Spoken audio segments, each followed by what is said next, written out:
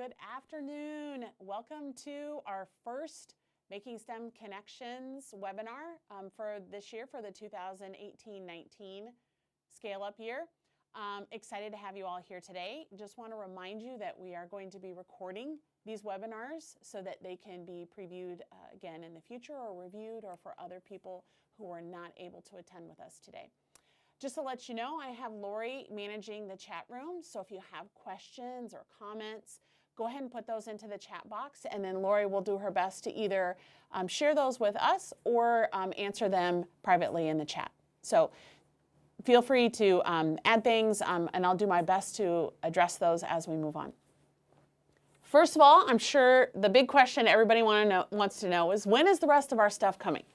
So let me get you updated on that. So by this point, you should have received at least the materials that you received at the training. So that's the green bag, sewing machine. I know not all of you got it at the training, but those materials at the training, that's your first wave of materials.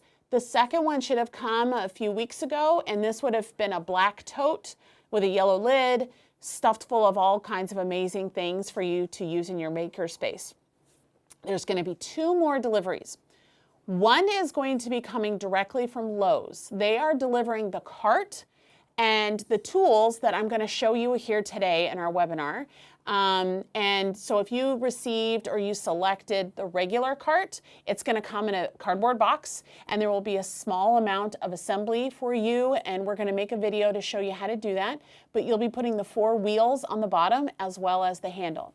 Something to think about. You're a maker, so you'll know how to do this, but you need to pay attention to the wheels. There are 2 sets of wheels, or one set of 2 wheels that have casters to them, and one that is a straight wheel. And it matters which end you put that on, so that when you steer it with the handle, that you can drive the cart that way. So pay attention to that in the directions.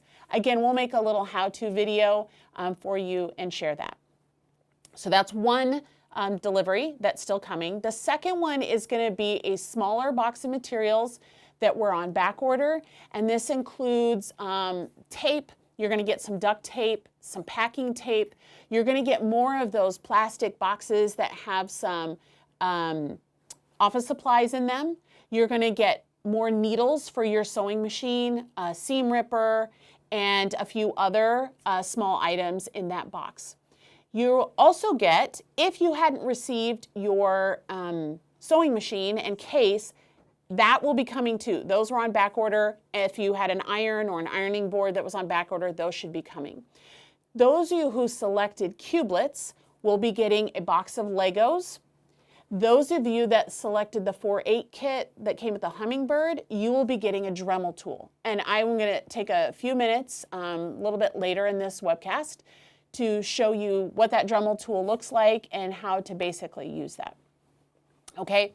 You received an email a few weeks ago that has a checklist. So as you receive materials, it's very important that you go through that checklist to make sure that you have everything, remembering that some of those items came during the training.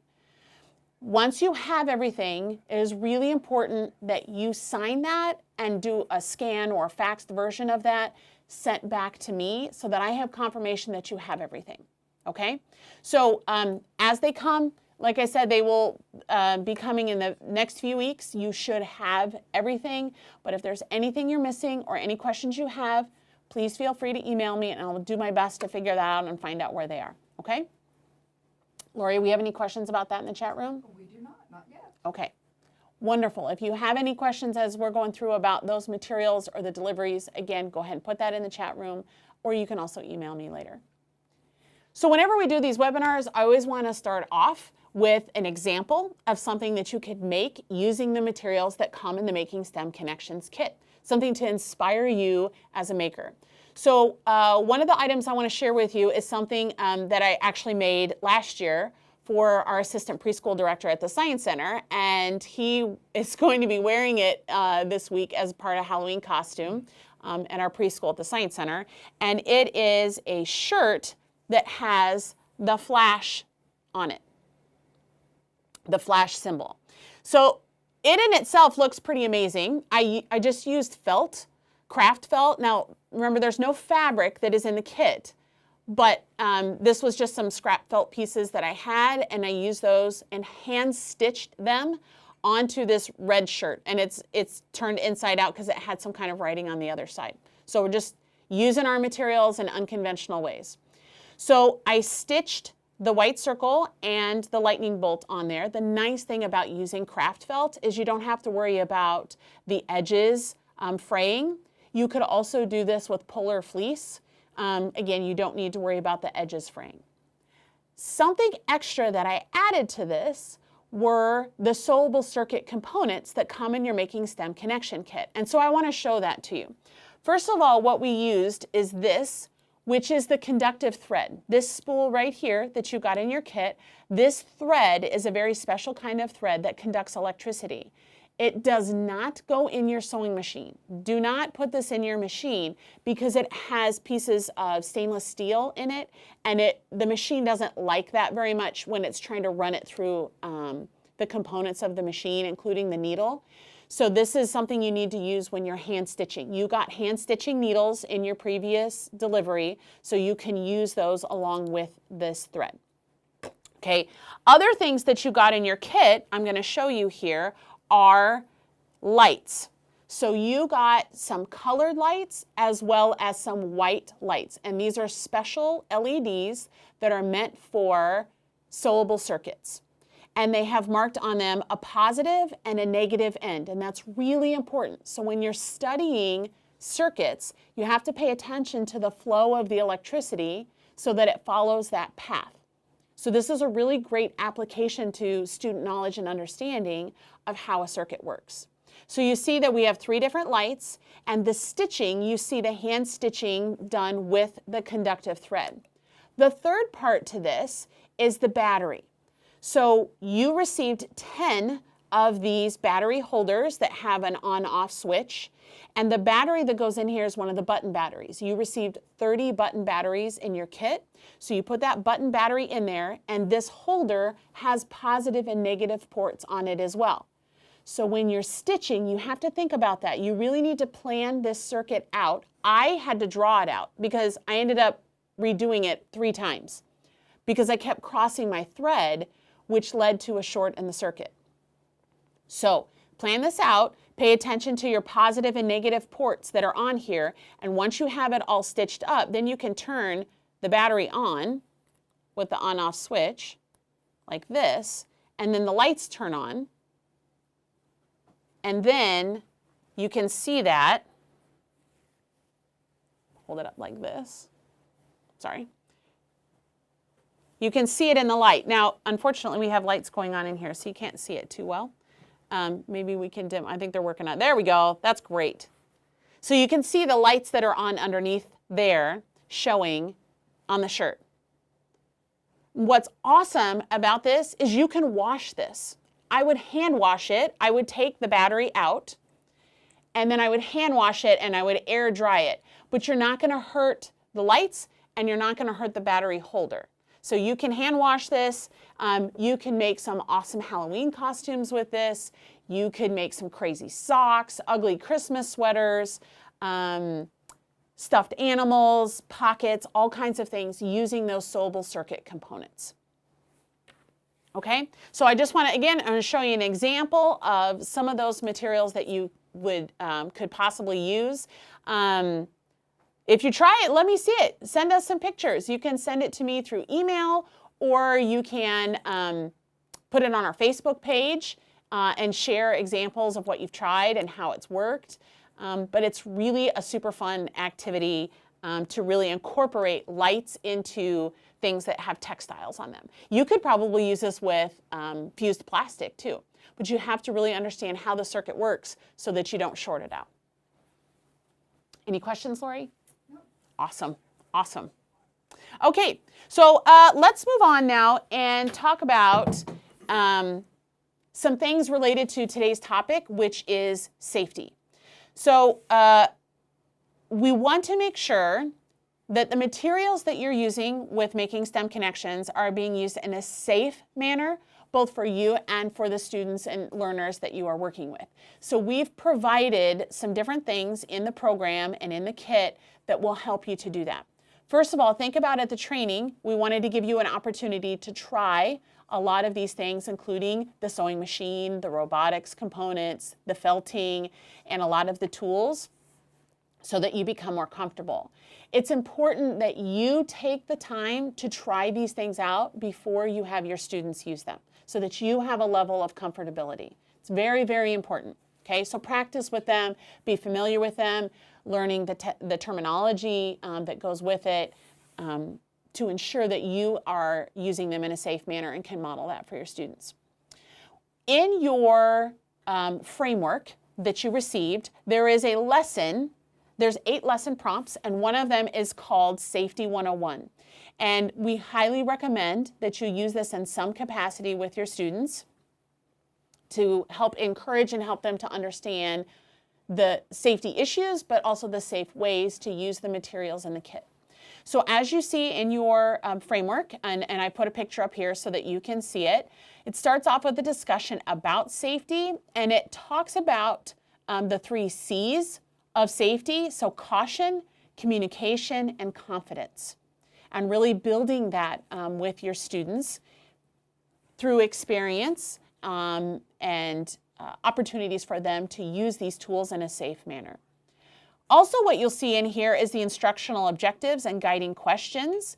And a kind of a main theme of this lesson is the safety stoplight. So we recommend that you create a safety stoplight with your students in conjunction with them so that they can understand kind of a rating system of how the tools that are in your kit are graded and based on the usability for them and in that class or in that opportunity, that week's activities, however you are meeting with your students. For example, you might have the novice level activity, and you would have students go through and create a stoplight and say, what are the things in the kit that are green, that are on green, meaning go. So you can use them whenever you would like. You don't have to ask necessarily for teacher permission. You can go to wherever those tools are being stored, whether it's in the maker's cart or maybe in a tub or on a table, and they can grab those materials and use them as they see fit. So those are items that are on green. You can also identify those that are on yellow. So this is what we say is slow. Slow down. You need to ask the teacher, the supervisor, the adult in the room first before you use those materials so that they can give you permission and make sure that it's appropriate and safe for you to use them. Then we can talk about things that are on red, and red means stop.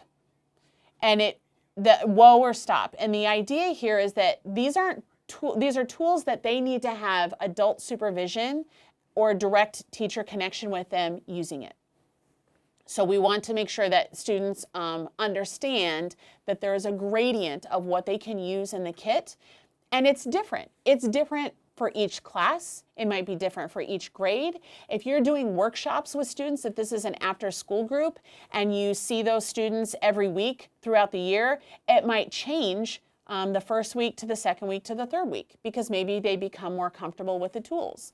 If you are working with kindergarten students, some of these tools, a lot of these tools may be on yellow and red for a majority of the year, and that's okay. That's for you and your students to determine. What do you feel is comfortable? What do they understand about the safety issues, and what are the responsible ways to use the materials in those tools? Okay, so that's the safety stoplight.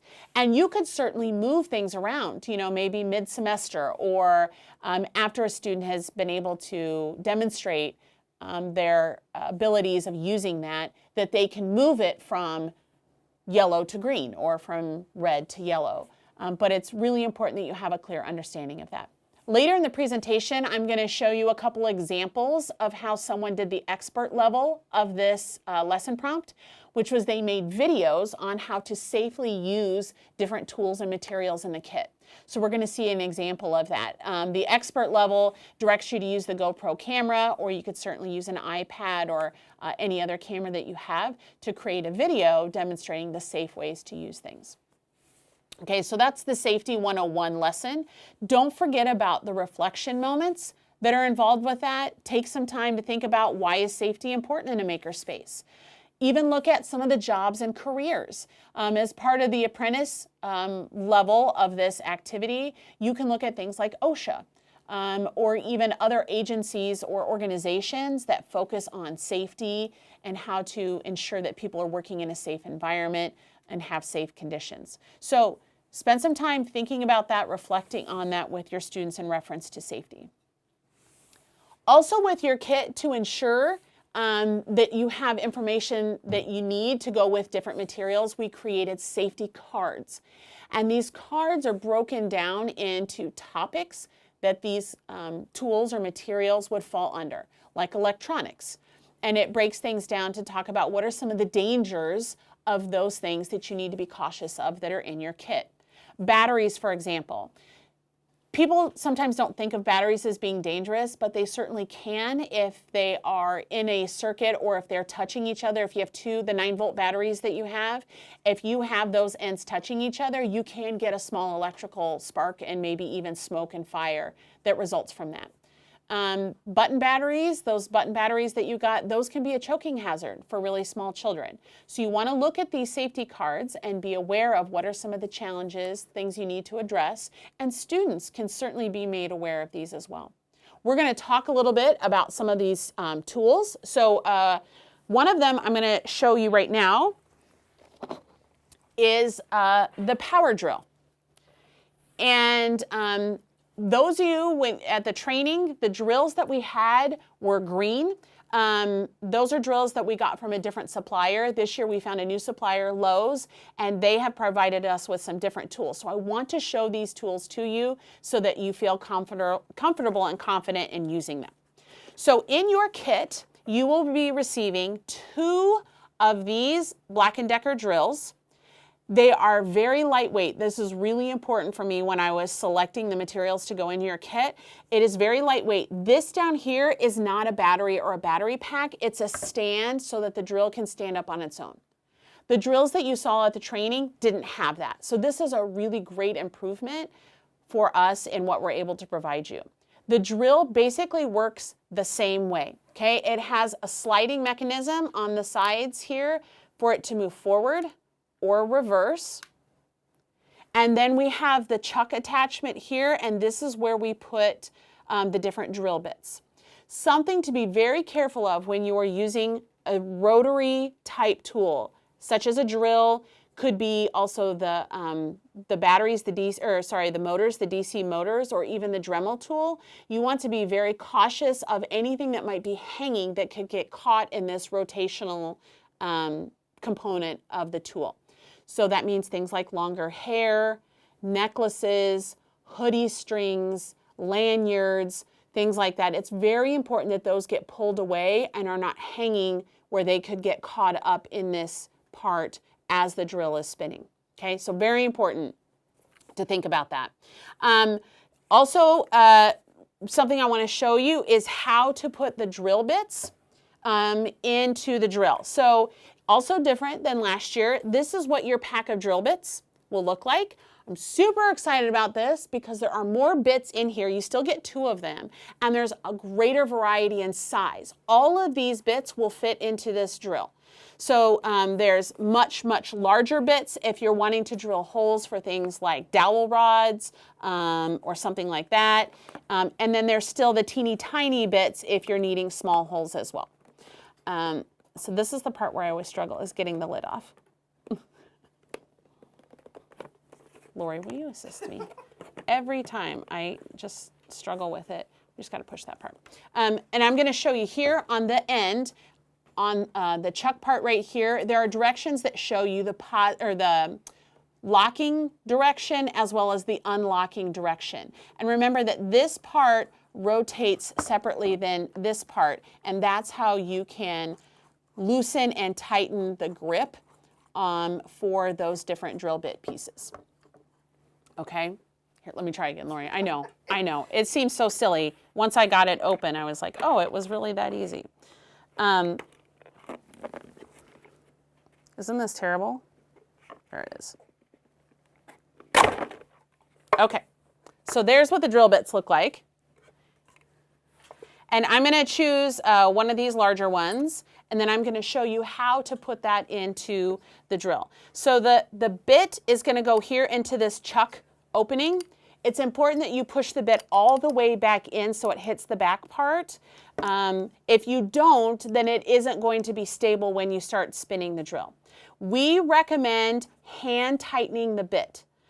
There are those who are more experienced and they use the trigger to tighten it, but we recommend hand tightening the bit to get, or the chuck to get the bit in there, okay, so that it's like this, okay? And then you can pull the trigger. It is a low voltage drill, so it's not going to move super fast. As you can see, you can move this toggle switch that's here into the middle, which locks it. So when it's toggled in the middle, when you pull the trigger, nothing happens, okay? And then it shows you, there's little arrows on the side that show you whether it's in reverse or it's going forward. Then when you want to remove the bit or change the bit, you're going to hold this part separate from this part and twist. Again, using your hand to loosen and tighten it to take that bit out, okay, and put it back into its storage component. Bits over time can break. These really teeny tiny ones, be very, very careful when you're using them. These are going to make very small holes, very small pilot holes, and they can break easily. Anytime that you are putting the bit into a piece of wood or plastic or something, make sure that it is rotating, because then it's using the blade in order to make it easier for it to move. Don't put this bit in here, drill it into a piece of wood, and then try to pull the drill out. That's when you're going to break a bit as well. And if they break, they break. You get 2 sets of them. They're kind of like sewing needles. It just happens over time. They will dull over time as well, but this whole set should last you a long time as you're working with different materials, wood, for example. Okay? For charging this drill, it's just the same as the drill that we had before. This is the plug. You plug it in here to the back of the drill, and then this goes into the wall. So you will be getting 2 drills, and you get 2 sets of the drill bits in your kit. All right? Okay, since we have this tool out, let's get the Dremel tool, because I want to show you that since it's a rotary tool as well. Lori, could you grab that for me, the Dremel tool? Because that's something that we want to look at as far as safety in terms of spinning and rotating pieces. Thank you. So the Dremel, remember, only comes in the kit if you chose the 4/8 kit. And so this is what it looks like. Now, if you've gotten this kit before, we have a different Dremel. This is a much easier Dremel to use, and it's cordless. So you don't have to have it plugged in. It comes with a battery. This is the battery, and this is the charging post. So you put the battery in here, you put this into the wall, and then that's how you charge the battery. Okay, and then you can attach it to the Dremel, and then this is it. So this is your tool. You don't have to have it plugged in, which is really, really nice when you're using it, okay? You also get this set of accessories. These are the bits themselves. Lori, could you hand me the book that comes with it? Because I would like to show that to them. I'm gonna show you how to change, thank you, how to change the different bits that come with the Dremel. Things that you would do with a Dremel. You can cut, you can engrave, you can polish, you can sand. There's lots of options, and you'll see, like, this is a sanding bit. So it has like sandpaper, and there's different grits. Here, there's replacement parts for it. So this would be for a very coarse sanding. So you could use this, let's say you were cutting something with wood and it had an inside area or part. You could put the Dremel in there and sand that inside that maybe you couldn't get a piece of sandpaper into like that. There's also some finer polishing bits. So these would be for things like plastic or acrylic. You could use these with wood, but that would definitely get worn down very fast. There are some other bits that are for engraving. Let me show you. This is a kind of a ball at the top that has grooves in it. So you can use this for engraving things on glass, plastic, and acrylic, other things like that. There are cutting tools. So these are like little wheels that you can attach and use those to cut. So if you were cutting a piece of plastic, like a tubing, maybe PVC or something like that.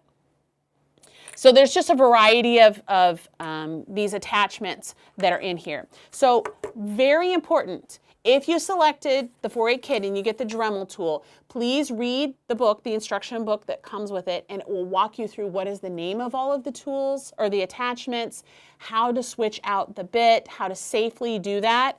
I recommend personally that you do not have the battery attached when you're changing the bit, so that you can't accidentally turn it on and it starts rotating while you're trying to do something. So I recommend that you take the battery out when you're doing that. Okay, and so the book does a really nice job. There's lots of videos online too of showing you, I'm just going to show you this picture really quick about what all the pieces and the components are and how you switch them. And really, for me, one of the most important parts is this shaft lock button right here. This button allows you to turn this, which is where you put the different attachments in, okay, to here, and then you lock it and then you twist it. And that's how you get the pieces in here, okay, with that button. The, let's see, I'll show you how it works. And you have to have the shaft lock button pressed in order to put the piece in there and lock it.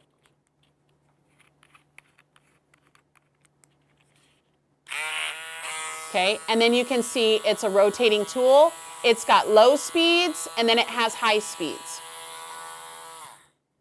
And the on-off switch is right here. So you use your thumb and you can move it over to what would be your right, which would be a low speed, or you can move it over to the left, which is a higher speed.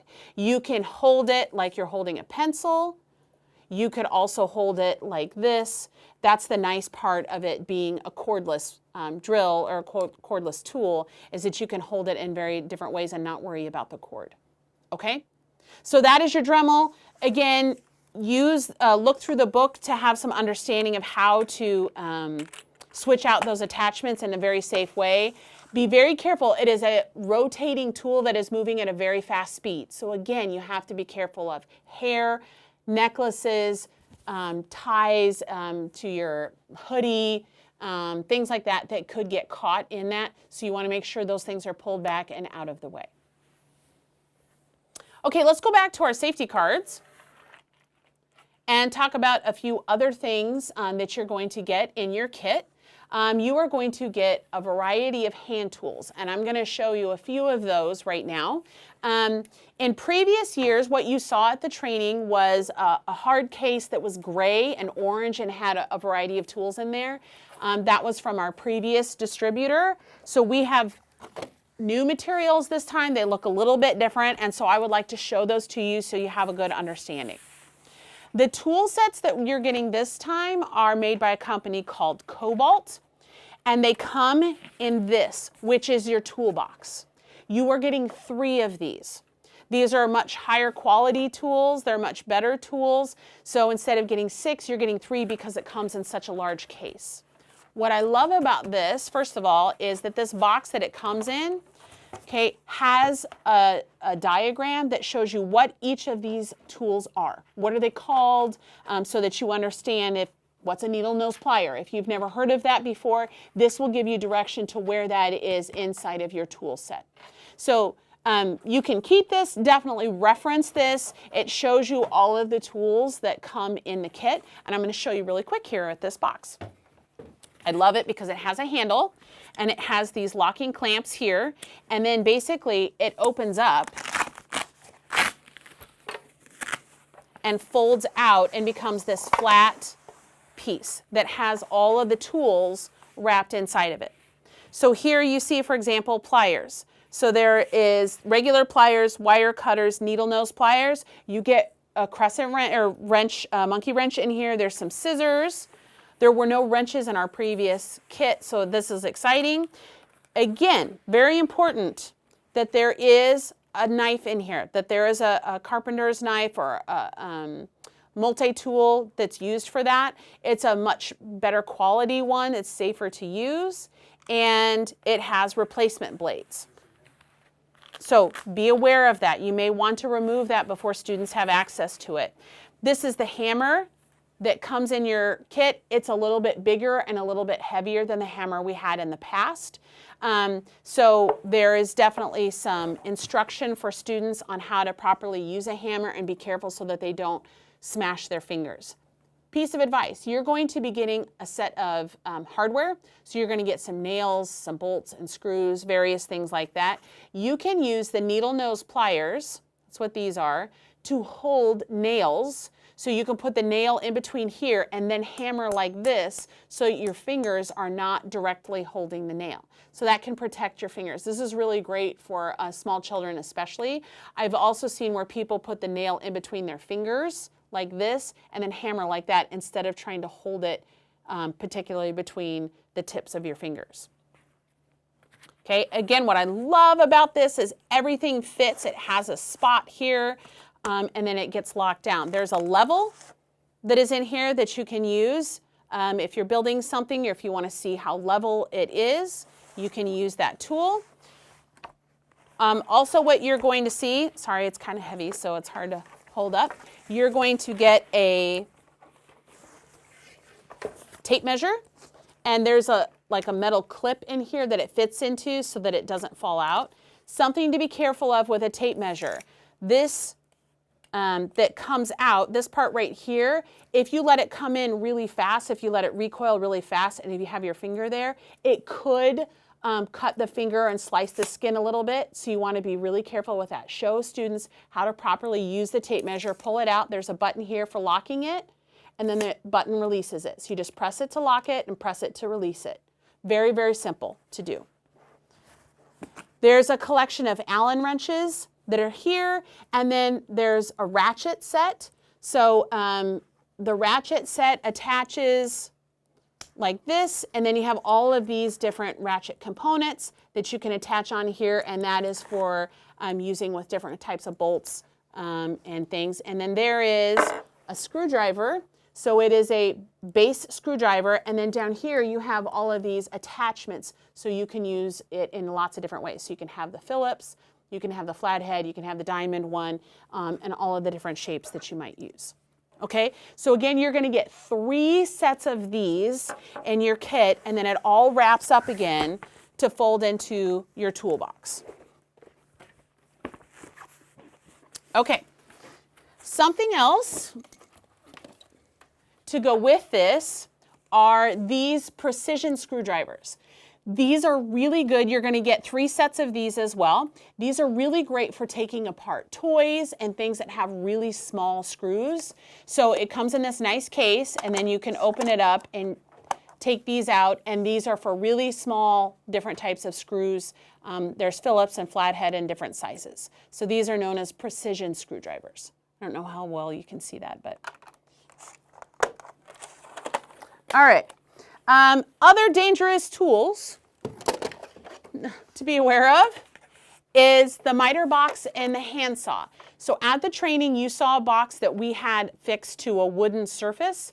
Your tool chest, if you got the regular tool chest, will have a removable wooden surface to it. So you can mount this miter box to that if you choose. You could also attach it to another piece of wood, a piece of plywood if you would like, but it will work to be mounted onto there. So the miter box itself needs to be attached to something. You need to use screws to attach it to a piece of wood. And then the saw, remember we talked about the saw. Important thing when you're using this saw is to always have both hands on the handle of the saw, not on the object that you are sawing. If both hands are holding the handle, then you can't cut your hands with the blade of the saw. Okay, and you do the really natural action with it. This again is a saw that is designed to cut very soft wood that's not very thick. So trim wood pieces like that. If you're trying to cut a 2x4, it's going to take you a really long time if you use a saw like this. But it'd be really great for cutting even cardboard tubes like we did in training. But you want to have this mounted to something. If you choose to mount it to your wooden surface or to another piece of wood, you can use the clamps to attach it safely, which is something that we did at the training. So let me show you the clamps that you're going to get. This is the packaging that they are coming in, you get 2 smaller clamps and 2 larger clamps. So I want to show you how that is used. There is a slide that you pull here, and it allows you to move this clamp component back and forth so that you can get it set where you would like it. The trigger down here will tighten it so that you can compress and pinch things. So you could use this to mount something to a table. You could hold 2 things that you've recently glued, for example, together using these clamps. So you're going to get 2 of these bigger ones and 2 of the smaller clamps. Let's see. Let's go back to the safety card. Thank you, Lori. And talk about some of the things that we see noted here in the safety card. So this is about various hand tools. Again, these are just things to think about when looking at using these tools in your classroom or the learning environment that you have set up. Things that could happen. Pliers, you could pinch fingers or pinch skin. Hammers, you could smash a finger if it's not used properly. And what you see on these safety cards are just things to keep in mind, things to make your students aware of, things for you to pay attention to so that these tools can all be used very safely. Some things that we have provided you to help in some of these safety situations, especially when you're using hot tools, are some gloves. So the gloves are one of the items that were back ordered. They will be coming in your next shipment, and you are going to get 6 pairs of these gloves. They are heat resistant and cut resistant. Not proof, but resistant. So you can use these if you're using the soldering iron, or if you're using the regular iron, if you're using plastic, or the hot glue gun. You could use these gloves to protect student hands. They are smalls, they're adult smalls. They don't make heat resistant gloves really much for young children, but they should fit even some small hands, so they can use that and have that as a layer of protection. For example, if you were using the soldering iron, you got the soldering iron at your training, the tip of this soldering iron gets very, very, very hot. So you wear the gloves and the safety goggles that you receive while using this tool. You got a stand in your little soldering iron kit so that when you're done with the soldering iron, you lay it like that so that the hot tip is not touching the table or any kind of paper. You don't want to set it down on cardboard because it could burn it. So that's a safe way to use things that have heat, is by using these gloves. Other things to keep in mind, sharp objects. There are sharp objects obviously in the kit. Scissors, there's scissors in your tool set. There's scissors in your sewing kit. The sewing machine and the needles obviously can be sharp. The gloves can provide an amount of protection if you would like to use them. They're not cut resistant, or they're not cut proof, but they are cut resistant. Felting needles can also poke your fingers, so we want to be very careful when using that. Some adaptations for felting I've seen is using things like cookie cutters, like metal cookie cutters, and putting the felt inside of there so your hand is holding the cookie cutter and not the felt itself, so that it doesn't get poked with the needle. Box cutters, you're going to get 3 of those. They come in the tool set as well as the replacement blades. There's going to be a video I'm going to show you here a little bit of a student demonstrating ways to use the box cutter. That is for you to decide if you're going to let students use them, how they are going to use them, but I would advise that you keep those securely separated from the rest of the kit so that if students want to use them, they need to ask permission in order to have access to those. Sometimes I hear from people, how do you talk to parents about this? You know, how do you let them know? And we provided in the framework a parent letter that you can use to communicate what's happening in the classroom or in the camp or the after-school group that you happen to be working with. And I think it's really important that you make parents aware. And it's not just enough to just say, we're going to be using these tools, but it's more exciting to say, here's what we're doing with it. We're making this, we're creating this, students are building this, and these are the tools that we are using in order to accomplish that. But it is important to make parents aware that these are things that are being used in the classroom so that they can ask questions. And maybe they might even want to come in and help students to use those in a safe manner. They might want to volunteer or participate in that way. Okay. I have something I would like you to do. Wherever you're sitting, if you have some paper nearby, otherwise you could just think about it in your mind. But I'd like you to think about what are the dangers of playing with fire. And I want you to think about that. And I want you to take just a minute or so and write down, or you could just think in your mind, what are some of the dangerous things that can happen if children, students, or learners were to play with fire? I just want you to think about that, write it down. What are those dangerous things? Why shouldn't you let students play with fire?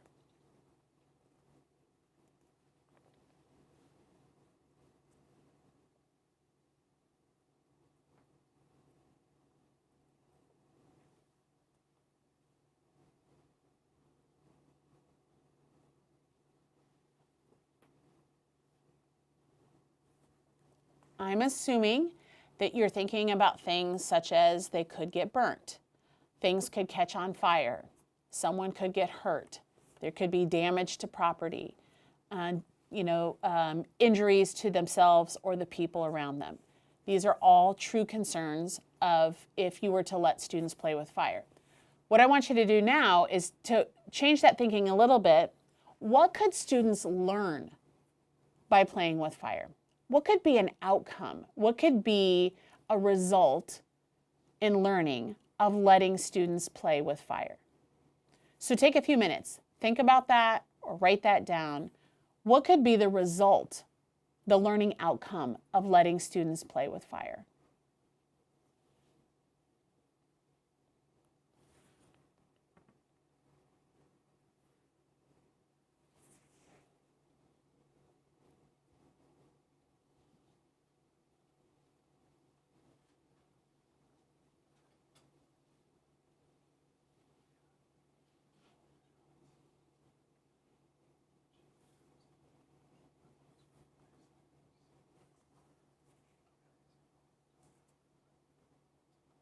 I'm hoping that maybe you included something about understanding the amount of energy transfer that comes from a fire, how light emanates from fire, the heat, the power that fire has, how it lights things, how other things react when they are near fire, could cause them to melt, could cause them to change color. You could have physical or chemical changes to a substance when they are near fire.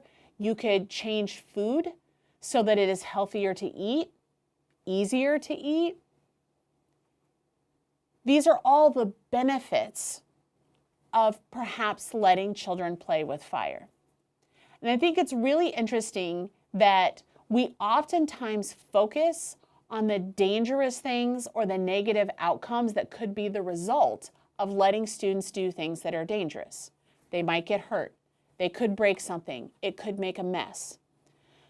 But we need to take time to think about what could be the benefits of this as well. What is the result of that? What could they gain from that experience?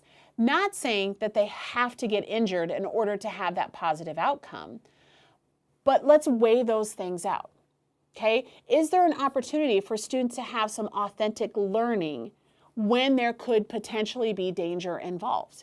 And I know that's scary. I know that is very scary. And many people, their initial reaction is, I can't do that. I can't do that in my classroom. It's not safe. My parents would be upset. My principal would be upset. It's just not something I can do. And I want to respect that. And I certainly do not want to ask you to do something you are not comfortable doing. But I want you to challenge your thought. Could it be something you do? Is there a way it could be modified? Could it be changed? And what could be the amazing outcomes of using that? The drills, for example.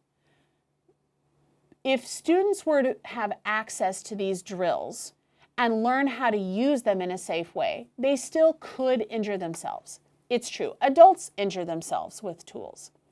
But imagine the potential of them thinking, I know how to use this in a proper way, and I want to create something with it. I want to make something with it. And they become empowered by that. And their creative thought grows even more. And their outcomes become something amazing that you couldn't even imagine to begin with. Those are the potential outcomes. Let's not lose sight of those things. Always focus on safety. Always make sure that your students are functioning in a safe environment. But don't automatically go to a place of no when you're looking at opportunities for students to use and create with various tools and pieces of equipment. Don't immediately go there. Find out, what are ways it could be modified? What are ways we could do it in a safer way or in a particular environment that would make it more safe for them? I think this is really important. Let's try one more of these. This is a scary one, such as fire, but I want you to think about, why shouldn't students own a pocket knife? So I want you to think about it. Write it down. Think about it in your head. Why shouldn't students own a pocket knife?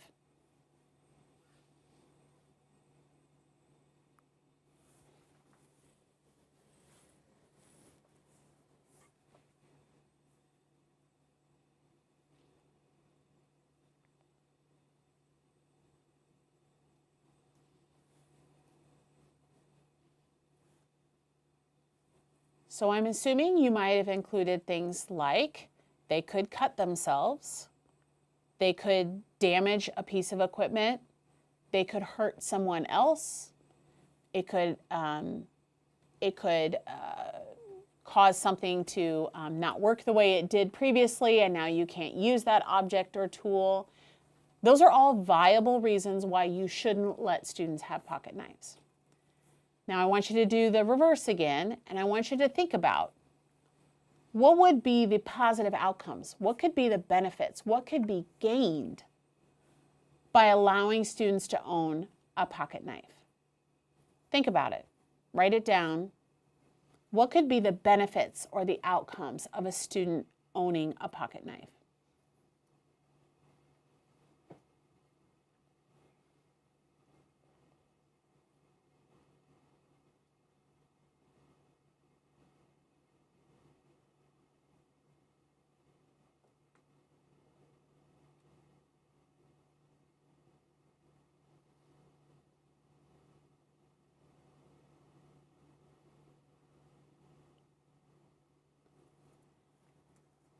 So I want to preface at this point, I'm not advocating for students to bring pocket knives to school. I'm not saying that. But for a young person to own a pocket knife, what would be some of the advantages? I hope that you included things like using it as a tool, using it as something to help themselves if they're in a situation, to protect themselves. They could cut something that is needed in order to help them to accomplish something. A pocket knife is a tool. It's a form of a tool, and many people carry them as a part of a standard set of tools or equipment that they use every day. And we oftentimes hinder students today from having access to these kinds of tools because we're so worried that they might get injured from them. But when do they learn how to use them? When do they learn how to safely use a knife, how to take care of it, how to maintain that knife, how to properly store it so that they can, again, safely put it away? Where is the right place to keep that when they're not using it? When are they going to learn those skills? It's something for us to think about. There are cutting devices, carpenter's knives in the kit, not a pocket knife per se. But what could be the benefit of allowing students to use something like that? What could they learn from it? What could be a positive outcome? You as the teacher, the mentor, the counselor, or the instructor, you will have to decide how are those dangers or those possible negative outcomes, how are they outbalanced by the positives, or what could be a wonderful outcome to them learning how to use it? That's for you to determine, but I hope you at least give it an opportunity to think about it, to judge for yourself. When is it possible that students could learn how to use these things? The drill, for example. Let's go back to that. I oftentimes have teachers ask, well, what do I do in a classroom? If I'm the one adult in that classroom or that learning space, and there's students using the drill, do I need to stand next to them and watch them all the time while they use that? If I'm doing that, am I watching the other students in the classroom? Great question. I think it depends on the age of the students that you are working with, but potentially you could set up a system where students demonstrate their confidence, their caution when using that tool for you to allow them to be somebody who can use that. It's kind of like having your driver's permit. You practice for a while, and if you do good enough when you take driver's ed and you pass, then you get to have your license. So maybe students demonstrate their usage of the drill, and they show it to you, and they know how to properly change the bit. They know how to store it. They know how to hold it up. What's a correct way to use it when drilling into wood or plastic? Are they using their safety goggles? Are they making sure there aren't other students nearby? All those kind of things. So they can almost go through a checklist themselves. And if they can demonstrate that, maybe a number of times, then maybe they can have the opportunity to use that drill by themselves. Or maybe you select someone in the class that you feel like has really good skills in using that drill, and maybe they are the drill master. And anytime someone has the drill out, that person becomes the supervisor. And they watch and they supervise and they make sure that that tool, the drill, for example, is being used properly.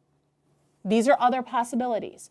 If you know you're going to use the drills and you're really concerned about students using it on their own, maybe that's a day when you ask for volunteers to come in. And you might get a whole different set of volunteers to come in that day when you're asking for people to supervise the usage of hand tools and cordless drills, for example. You might get people who didn't feel like they had anything to contribute before, and now this is something they could do. This is something they know how to use and in a safe way, and they would be happy maybe to come in and work with your students. There's lots of different systems. I welcome you to try things and share. You can share in the chat room. Are there ways that you have used it? Are there concerns you have? Maybe other people have tried something like that and found it worked or it didn't work. Use the Facebook page if you're on there to share different ideas. This is very unconventional. This isn't a typical way that a classroom is set up. So we have to be innovative and creative in the ways that we use these materials. I would like to show you a video that these questions were inspired by, and it is a TED Talk. And it is by a gentleman who's very funny. He wrote a book called The 50 Dangerous Things You Should Allow Your Children to Do. And we're going to watch this, and I want you to think about the kind of things he talks about here. Again, I just want to challenge your thinking. I'm not advocating, if you're a kindergarten teacher, I'm not saying you should have knives in your classroom. I'm not saying that. I'm saying that we have to look at what are the ways that we could adapt it so students could use that if that's part of the creative process or the tools that they want to learn how to use. So let's just think about it. Let's watch this video for a little bit and see what Gabertoli has to tell us about the 5 dangerous things you should allow your kids to do.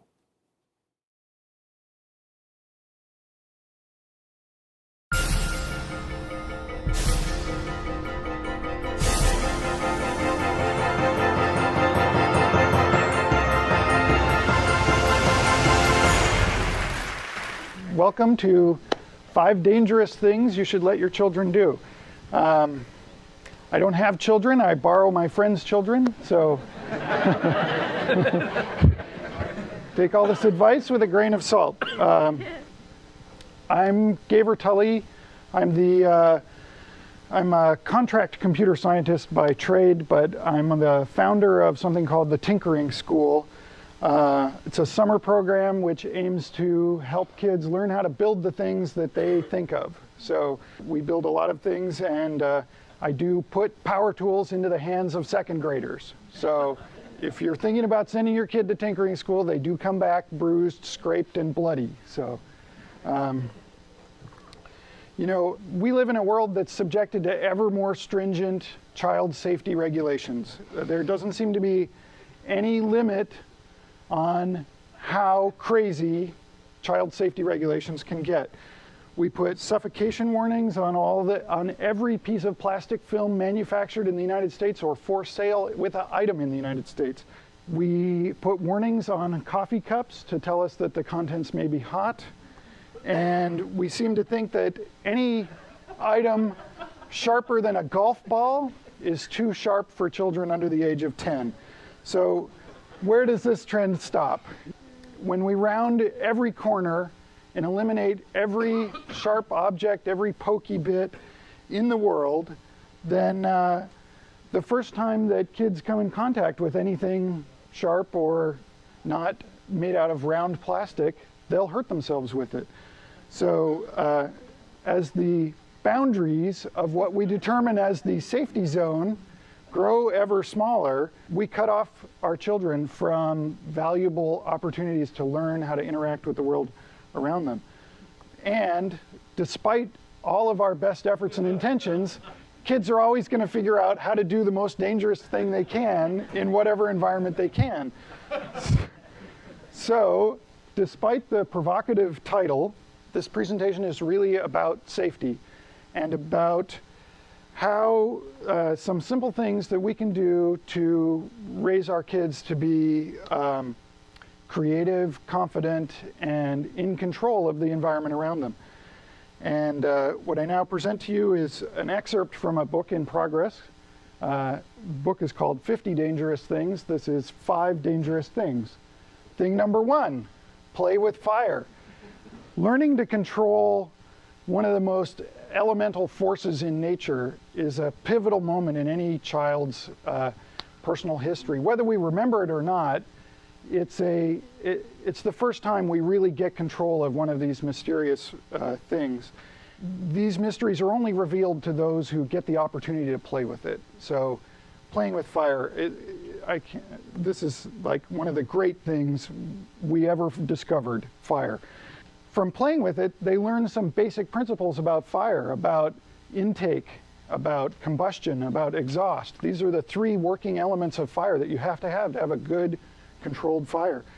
And you can think of the open pit fire as a laboratory. You don't know what they're going to learn from playing with it. You know, let them fool around with it on their own terms, and trust me, they're going to learn things that you can't get out of playing with Dora the Explorer toys. Number 2, own a pocket knife.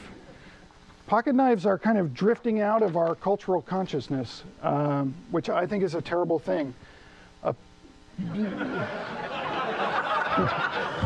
Your first pocket knife is like the first universal tool that you're given.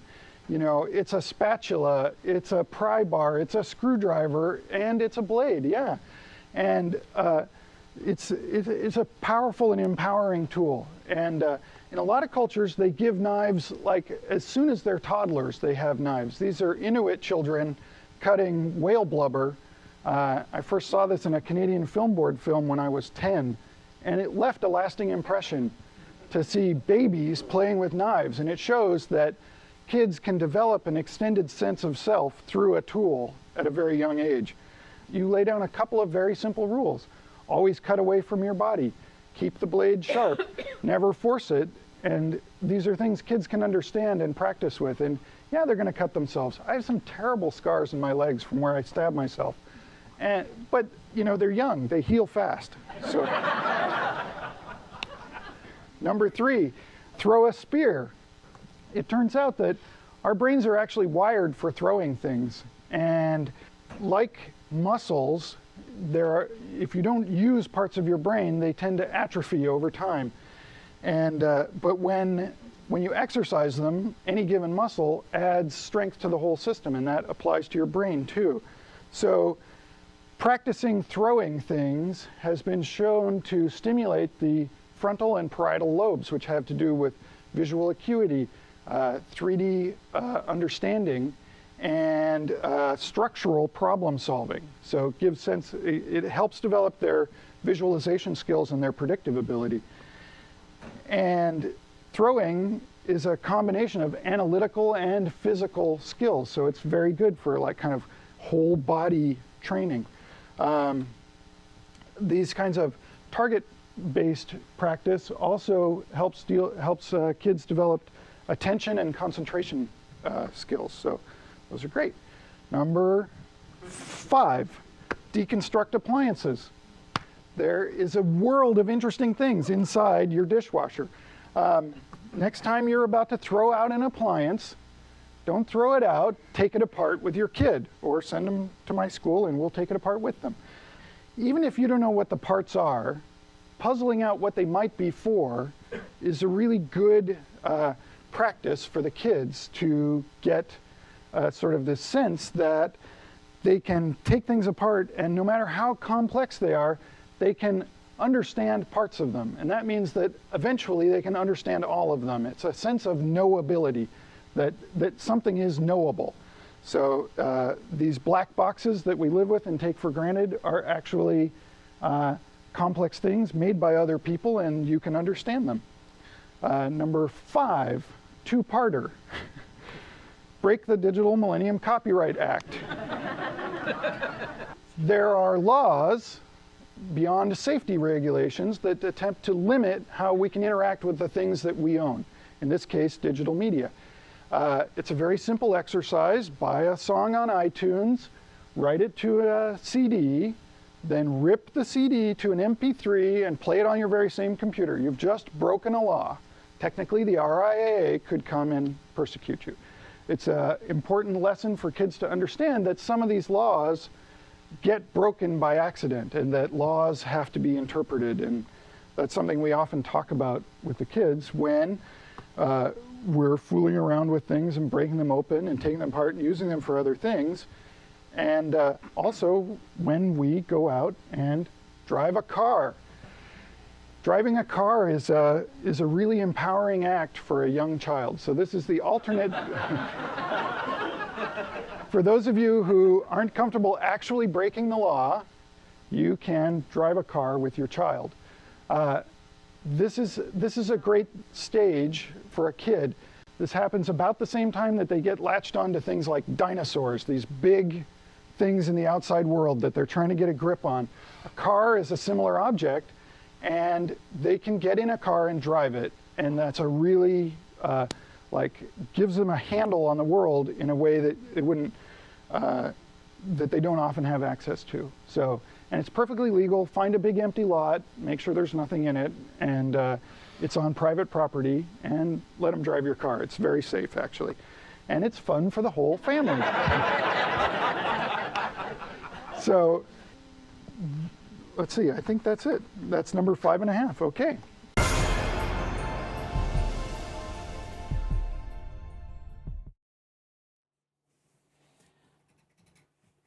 So I like the points that he brings up here. His book is really fascinating if you're interested in learning more about it.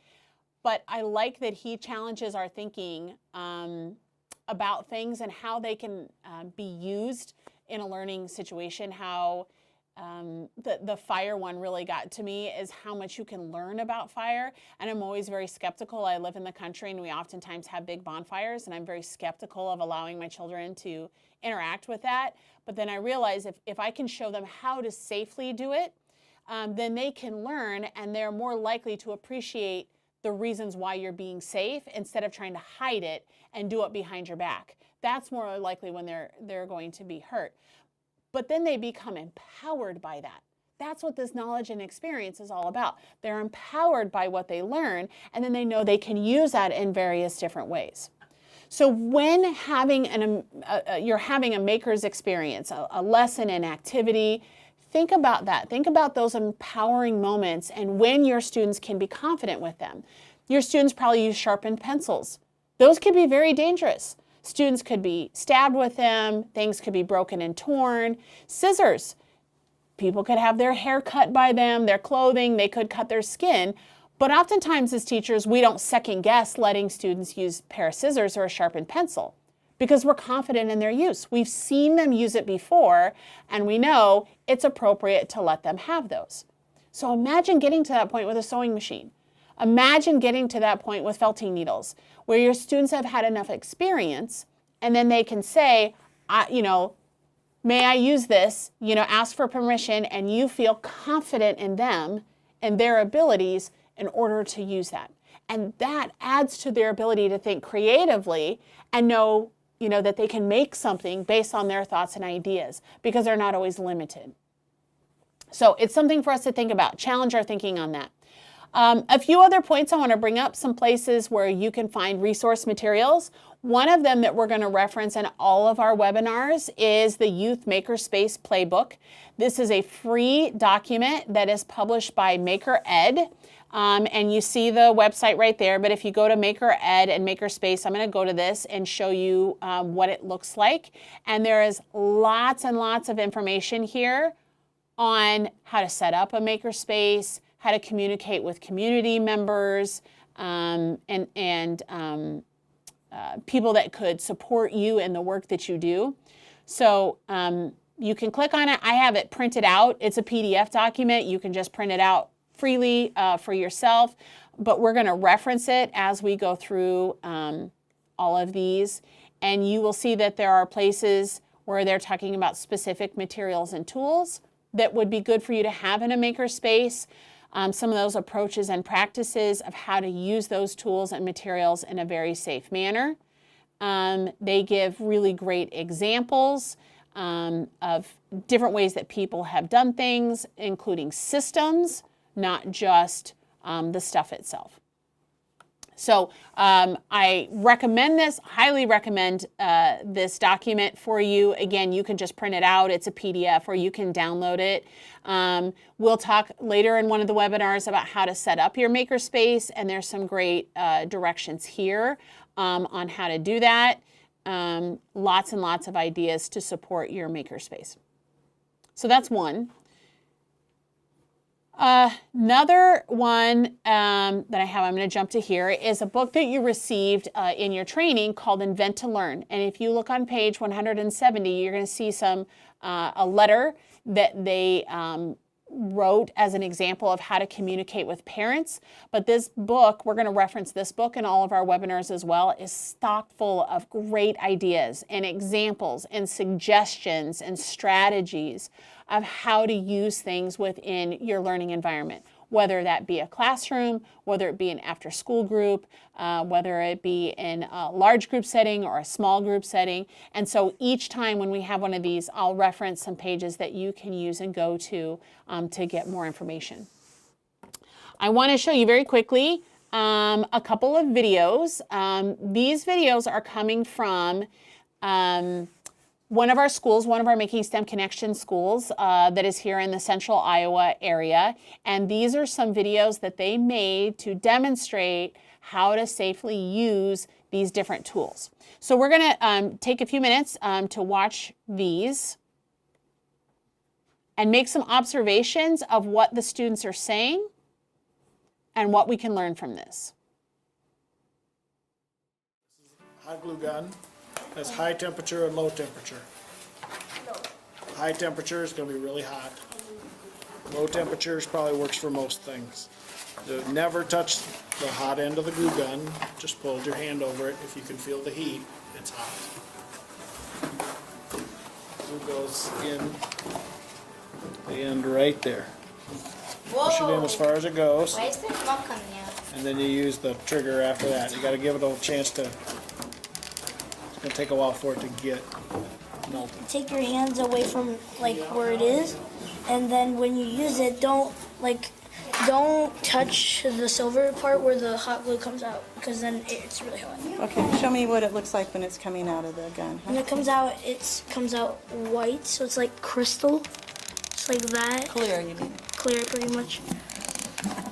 Then that's what comes out of it, and then when you leave it there for a couple minutes or something, for secs, it gets cold and then it gets really sticky. When you use a glue gun, you really need to be super careful where you put it, because if you accidentally put your hand on the hot glue and it's not even cold, you'll get your hand it's really hard to take it off. So there's an advantage of getting it stuck on your hand really hot. I cut this in pieces so I could chew one at a time.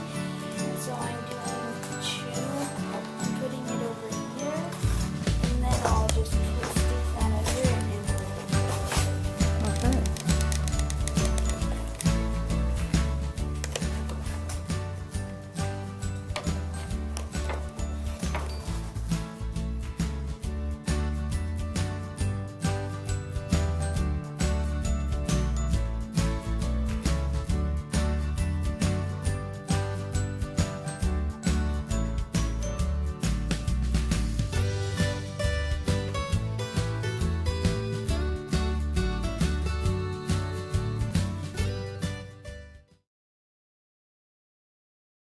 That student, I'm going to show you the other one next.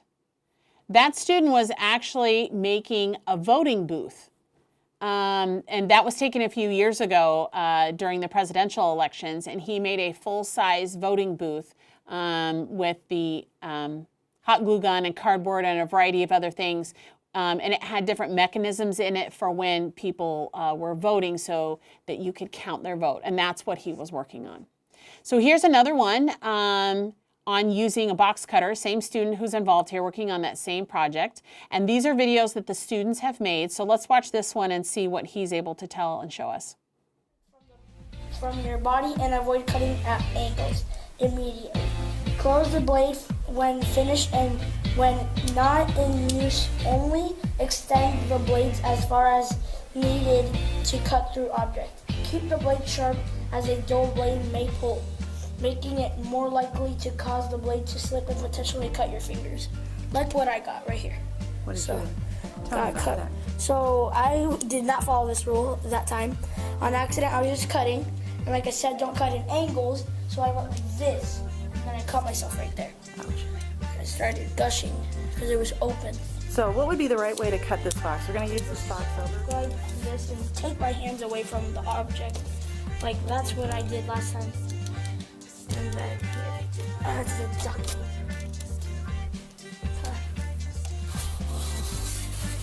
The nice thing about box cutters is that literally they cut so easily that you don't even need to have to push and puff and stuff.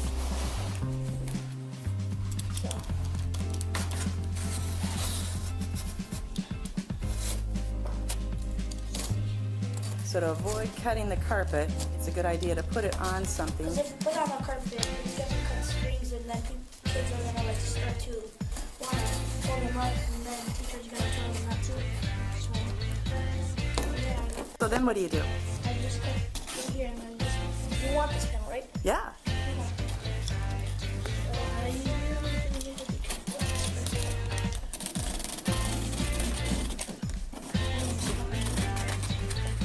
Yeah, I like how you step aside.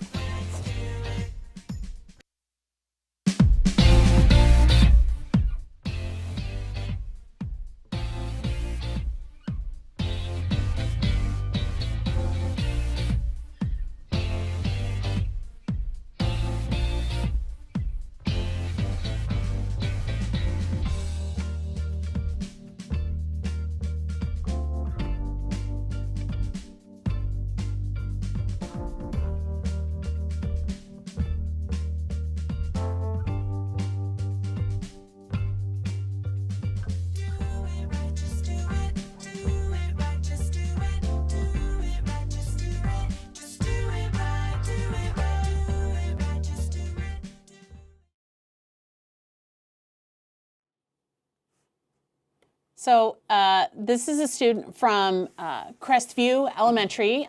Teacher is Ann Reynolds. This is the same teacher that did the sewing machine video. In that kindergarten or watched, first grade, I remember doing the thing where we So had what I to love is that Ann get is some allowing item and the have 100 student to of look it, through it and and use the tool. I She's remember there I think me and my friend supervising. did And there's a 100 few fruit moments when loops, and we just see him glued maybe them using onto the knife paper or the hot glue and gun when you get a little fruit concerned. snack. And so what we do is we teach them what is the proper way to use that tool. How do you cut away from you? How do you keep your hands away from where the hot glue is? Maybe wearing the gloves. You noticed that when they were using the hot glue gun that they were wearing their safety glasses. So what are the safe ways in order to use those? These are great skills too in vocational education, is to prepare students for careers in the trades after they leave high school. So what are the safe ways to use things that are in your kitchen, whether they be knives or the temperature, the heat that you cook with, the fire, the flame that is in your kitchen? What are the safe ways to use those? Same with things like power tools and saws. And that builds confidence in those students, and that can lead to their comfortability and maybe interest in careers that use those tools on a regular basis. Okay, we're coming to the end. Today was a little bit shorter one because we're just talking about safety items. If you have questions, please put those into the chat room and Lori can share those with us. It could be questions about materials, ways to handle things, deal with situations, anything related to that. We are going to have 3 more of these webinars. The schedule is here that you'll be able to see in our PowerPoint. They are always going to be on Tuesdays from 4:30 to 6:30. You will see that there are different themes for each of them, and again, they will be recorded. I know sometimes people's schedule doesn't lend itself well to this time, so know that we will have it recorded, and then we will upload it to our YouTube channel, and then we can send you that link if you didn't get to see it or if you would like to rewatch that. So if there's any questions or comments that people have, things they're concerned about, or that they would like to have some questions answered, please go ahead and put those into the chat. Just a reminder that you are going to be getting more deliveries. Please keep a lookout for these. The tools, when they come, and the cart itself is big. It's a large box. So you may want to make someone in your staff aware that this is going to be delivered. And I would make sure, depending on where you are, that if there is somebody that does maintenance or facility care in your building, that they understand that those are materials for you and not for them. Because there often could be custodians or wonderful people that you work with that maintain your building who might see these tools and think, oh, why would teachers need those? That looks like it's something for me. So it's really important that you communicate that these things are coming so that people can be looking out for those and preparing for them to come. I love to hear stories of how you're using it. I've already seen people sharing things on the Facebook page. It's not really about you needing to share it with me. It's about you sharing it with the other people who are doing Making STEM Connections.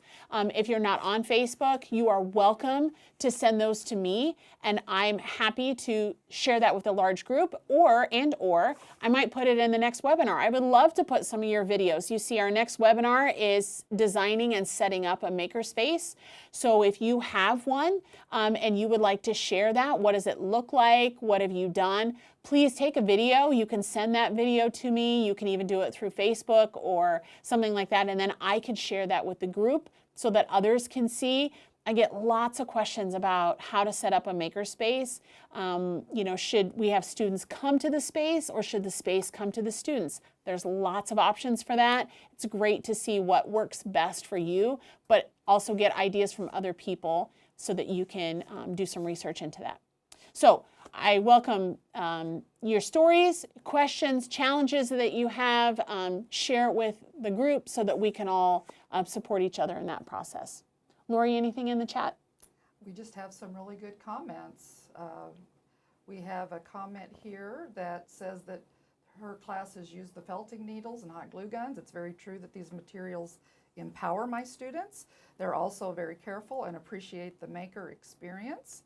Then we have one that says we have received our Make Do and drills and have a Make Do program coming up. Do you know of a 3D printer in the metro area where we can make those additional parts? That is a great question. In the metro area, first of all, you can certainly check with schools to see if you're connected with a school, if that's something they can print. A lot of high schools have 3D printers. They may or may not ask you to pay for some of the filament. Sometimes organizations pay by weight, depending on what you print out. There's also a public makerspace, Area 515, that is in the Des Moines area that you can connect with them. They have 3D printers. DMAC has the urban campus, has 3D printers. You could talk with them. You could even potentially buy your own spool of filament and ask, you know, if you have a lot of things to print, you know, if I brought the spool, could we use that? If you're local, you want to come see me, I can hook you up with a few things on the make do's. Those brackets that we showed in the training, you can make L brackets and you can make hinge pieces, design and print out. Those are fairly easy projects to print. I could print a couple of those out for you too. Great question. I think 3D printers are going to be something that our teachers are going to have very easy access to in the near future. But what's really important is that you learn how to use them and learn the power of having that. What could you make? What could you build? What could your students design in some type of AutoCAD type program, and then be able to print that out? And if you look at some of the new things that people are 3D printing, they're 3D printing houses with concrete, they're 3D printing with chocolate and food. It is really going to be the future of making, is what can you design in your head and what can you translate that into through some kind of design software so that it can be printed off your 3D printer. Lori, anything else that we could share with the group? That's all that we have for now. Awesome. Okay, thank you again, everybody. I look forward to next week, or 2 weeks from now, Tuesday, November 6th, will be our next webinar. Again, we're going to be talking about designing and setting up makerspaces. I have some book resources to share with you, as well as some pictures of various makerspaces. I would love it if you have a space and you want to send me pictures, and I'll do a little shout out to you so others can see the space that you get to use in the amazing work you do. Okay? As always, if you have questions or concerns, you can send those to me directly at jolie.pelds@sciowa.org, or you can send it to the Making STEM Connections address, and we will do our best to get back to you or answer that as soon as we're able to. All right? Thank you, everyone. Enjoy the rest of your evening. We'll see you again in a couple weeks.